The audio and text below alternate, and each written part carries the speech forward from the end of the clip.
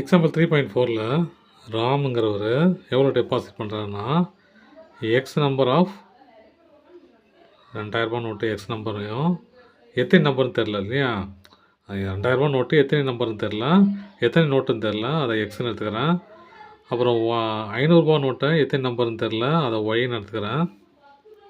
Plus 100 note எவ்வளோன்னு தெரில, அதையும் இசட்னு எடுத்துக்கிறேன். புரியுதுங்களா? 2000 எத்தனை நோட்டுன்னு தெரியாது, 500 எத்தனை நோட்டுன்னு தெரியாது, 100 எத்தனை நோட்டுன்னு தெரியாது. தெரியாதனால இந்த எக்ஸ் ஒய் இசட் எடுத்துக்கிறேன். ஓகேங்களா? இப்போது இது எப்படி வரும்?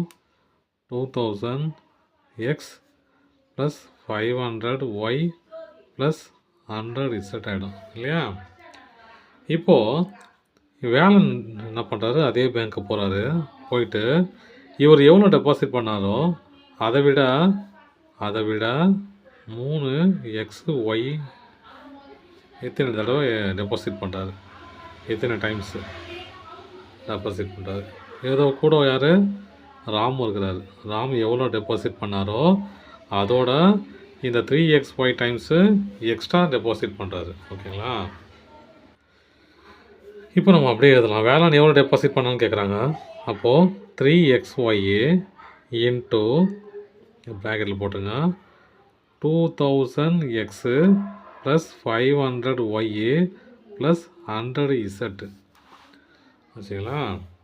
இப்போ இந்த டேர்ம் எடுத்து ஒன்று ஒன்று மல்டிப்ளை பண்ண போகிறேன். இங்கே எல்லாமே ப்ளஸ்ஸாக இருக்கிறதுனால ப்ளஸ் தான் இன்னே வச்சுக்கிறேன். 3 × 2000 இல்லையா? முதல்ல அதை எடுத்துக்கலாம். 3 × 2000 நம்பர் தனியாக பிரிச்சுக்கிறேன். அப்புறம் எக்ஸ் தனியாக பிரிச்சுக்கிறேன்.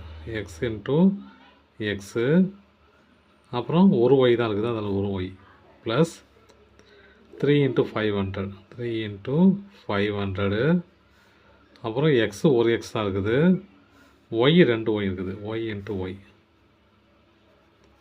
ப்ளஸ்ஸு, இங்கேயும் ப்ளஸ்ஸு இங்கேயும் ப்ளஸ், அதனால தான் ப்ளஸ் எடுத்துக்கிறேன். அதையும் 3 × 100 3 × 100 நம்பர் தனியாக பிரிச்சுக்கிறேன். எக்ஸு ஒய்யு இசட்டு, ஏன்னா இங்கே எக்ஸு ஒய் இல்லை, இங்கே இசட் இல்லை, அதனால் எக்ஸ் இன்ட்டு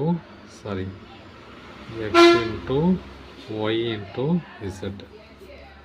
இங்கே பாருங்கள், 3 × 2000 6000, 1 1 + 1 2 x2, இங்கே எக்ஸு ஒய் 1 ப்ளஸ் 3 × 500 எவ்வளோ 1500, இங்கே ஒரு எக்ஸ் இருக்குது, இங்கே 2 எக்ஸ் இருக்குது, 2 ஒய் இருக்குது, ஒய் ஸ்கொயர் ப்ளஸ் 3 × 100 300, இங்கே எக்ஸு 1 ஒய் 1 இசட் 1.